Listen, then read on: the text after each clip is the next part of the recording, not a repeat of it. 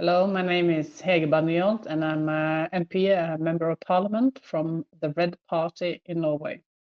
I live in Trondheim. It's kind of in the middle of Norway, up north, but of course the Parliament is in the capital, Oslo. And the reason why I'm here today is because I have been in Kurdistan during the election in March, and I also asked our foreign minister some questions about what's happening now. In Norway, we have 169 seats in the parliament, and my party, the Red Party, have 8 of them. And international solidarity has always been a big issue and a big part of our politics. We are indeed very interested in what's happening in Kurdistan and, of course, what's happening in Palestine. It's maybe the 2 biggest struggles right now, and the war in Ukraine, of course. This year, I was an international observer in Kurdistan during the elections. I was invited by the Dem Party, and I was first in Diyarbakir, but I was an observer in Mardin. It was extremely interesting and an eye-opener. Me and my friend Aram Zaheri, we went with the locals observers from school to watch what was happening. Everywhere we were denied to go inside the school. We were asked, not that friendly, to leave. One of the policemen showed me his gun and pointed me out of the schoolyard, pretty firm. Telling me that I was not allowed to be here, even though I was assured from our friends that we were allowed to be here. I think we visited 7 or 8 schools in the Mardin province, in the bigger cities and also up in the mountains. And in the bigger cities, it was mainly police men and women who were in the election schools. But in the mountains, it was heavily armed soldiers. And I found it extremely provoking to see the schoolyards where the children are supposed to learn and play and find their friends and become, grown-ups and human, filled with heavily armed Turkish soldiers with machine guns. And yeah, it was kind of scary. And they were also a bit aggressive. In the bigger cities, it was, like I said, the police. They were inside the school. I could not enter, but those who could went inside and filmed and showed me that the policemen were sitting in the classroom where the election happened, and that it was also policemen in the hallways, in the staircases. It was a lot of policemen outside of the building in the schoolyard. And like I said, many of them were not that polite or nice. I was also traveling with an MP, a Kurdish MP, and the way they talked to him was disrespectful. They called him a terrorist. They said that he was not allowed to be in the schools. They said that he should leave. And of course, he got provoked and he answered back. And he showed an extremely strange and power in his way of talking back to the policemen and also the local Turkish fascist trying to win these elections. And but it was disturbing, and it was an eye-opener to see how systematically people were of course allowed to vote, but it was made difficult to vote. And in one school that we visited, they also had put some policemen in the gate checking for ID papers. That's not allowed. When they found out that we were there, they stopped it immediately. The whole day we were followed by 2 cars, not 1, but 2. And they were not trying to hide that they were following us. They were driving close up to our vehicles. They were parking next to us. They were, walking around with sunglasses and taking out pictures. And we were also told a rumor that a French lady was in Kurdistan. That was me. I'm not French, but thank you. And it was this feeling that they tried to make us scared. They tried to make us nervous and tried to make us stop the job that we were there to do.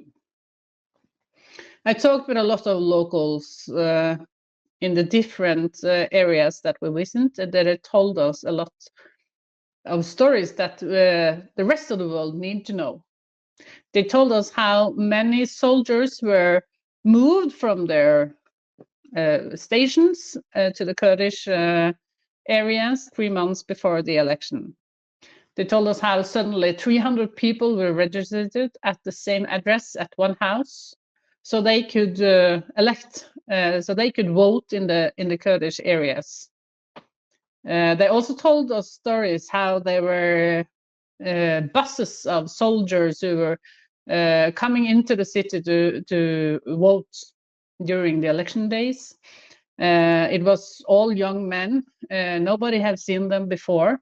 When they tried to talk with them, they didn't answer. When they tried to ask them, where are you from? They didn't answer. When they tried to ask them, who's your father, who's your grandfather, they didn't answer. They were just staring down and not talking. And of course, we know that this was part of the strategy to Erdogan to try to make it impossible for the Kurdish party to win this election. And a lot of the people I talked with was extremely upset and angry, and that is no difficult to understand that because it's not fair to do it like this. It's not fair to move people from one part of the city to one part of the country. I'm sorry, to another part of the country. This was people who was living in Alanya and Izmir and Istanbul who suddenly were had an address in Diyarbakir and Mardin, and suddenly they were there to vote. But as we also know, it didn't work as Erdogan wanted it. They didn't vote for him. They didn't vote for Erdogan. They were also maybe not that happy about being used in this play, and they voted even further outright. It was a pretty tense day. Everybody was on their heels, and that's not strange. They have been working for a long time. They told me also about the election campaign they have been doing in Kurdistan, how they went to all families and talked with them and tried to find out what's important for you, how can we make the politics better for you, what are the issues. But they also told us about how Erdogan's party tried to buy people's vote, how they gave them jobs if they wanted to vote for them, how they gave them food, money, if they could show that they have voted for Erdogan. And of course, that is terrible. A lot of people are poor, a lot of people need a job, a lot of people need to put food on the table, and they need the ability to do that. And it's pressure to say that you can have the money, you can have this job as long as you support and other politics that the one who you actually do and the one who you need. But as we know, it did not work. Erdogan did not win Kurdistan, but the Kurdish people did, and it was so revealing. It was so nice. It was a big victory when we did see how the Kurdish people won this election, not only in the Kurdish areas, but also in Istanbul and other big cities. Erdogan was losing, and the Kurdish parties and the party they were working together with did win this election. I talked with some local politicians, and they said to me, you know that when we are running for government or running for different parts in our society, we kind of also running for jail. And I said, what do you mean? And then they told me that Turkey have this habit of arresting the local politics in Kurdistan and jailing them. And I tried to ask for what, and they say, whatever. The main thing is to keep us away and make it difficult for us to build our society, to build our independence. And unfortunately, this has happened also now. We do know that some majors in Kurdish cities, but also in part of Istanbul, has been arrested. And they've been accused of being part of what Turkey says is a terrorist organization. And they are taking away from their families, from their jobs, from the very, very important work they are doing. And they have been elected to do this work. I asked our foreign minister, Espen Barth Eide, what he thinks about this. What the Norwegian reaction is when Turkey is arresting elected people and putting in their own loyal people in the same positions. I think it's important to address this in Norway as well. We are in NATO together with Turkey. We are, sometimes calling ourselves a peace-loving nation, a freedom-loving nation. And I think it's important to address these questions to the government and, of course, to the foreign minister. And he answered me last week that for the government and for him as well, it's always important to follow international law. It's always important to keep elections safe. It's always important to be part of the international system who supposedly should make life easier for all people, also the Kurdish people. And he said if there is proof that something wrong has happened, then Norway has to react. The big problem is during the election, there were no official observance in the Kurdish area. That's the reason why you have all the international observance. The official ones, they are in Ankara, they are in Istanbul, they are not in Mardin, they're not in the mountain villages, they are not there watching, looking, seeing with their own eyes what's happening.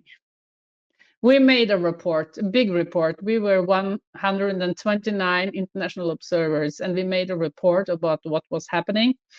And we sent it to all politics in the EU.